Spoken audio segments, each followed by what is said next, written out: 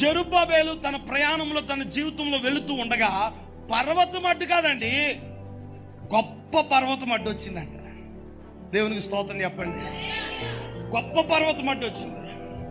నేనంటాను, నా వైపు చూడు, నేనంటాను, నువ్వు వెళ్తున్న నీ జీవితంలో, నీ ప్రయాణంలో నీకు అడ్డుగా ఏ పర్వతం అడ్డొచ్చి నిలబడిపోయింది, ఏ పర్వతం అడ్డొచ్చి నిలబడిపోయి నీ ప్రయాణము సాగకుండా అడ్డుగా నిలబడి నిన్ను ఆఫ్ చేస్తూ ఉందో నాకు తెలియదు.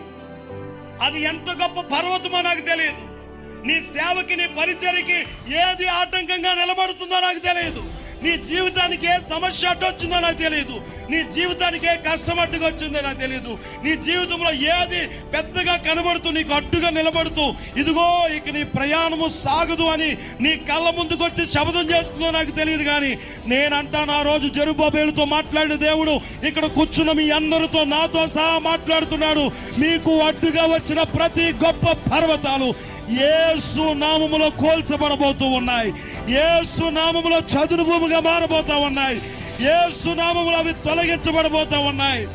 అది ఎంత పెద్ద సమస్య అనే గొప్ప పర్వతమైనా, అది ఎంత పెద్ద గొప్ప అప్పు అయినా, అది ఎంత గొప్ప శ్రమ అయినా, అది ఎంత గొప్ప వేదనైనా, అది ఎంత గొప్ప పర్వతమైనా, నేనంటాను, నీ పరిచర్యకి, నీ సేవకి, నీ జీవితానికి అడ్డుగా నిలబడేది ఏదైనా ఈ రోజున నువ్వు మోకరించి ప్రార్థన చేస్తూ ఉంటే దాన్ని దేవుడు చదును చేయబోతా ఉన్నాడు. ఆ పర్వతాన్ని దేవుడు పెళ్లగించబోతా ఉన్నాడు. ఆ పర్వతాన్ని దేవుడు తొలగించేపోతా ఉన్నాడు. నీ దారిని దేవుడు ఈ రోజున సరళము చేయబోతా ఉన్నాడు. గట్టిగా చెప్ప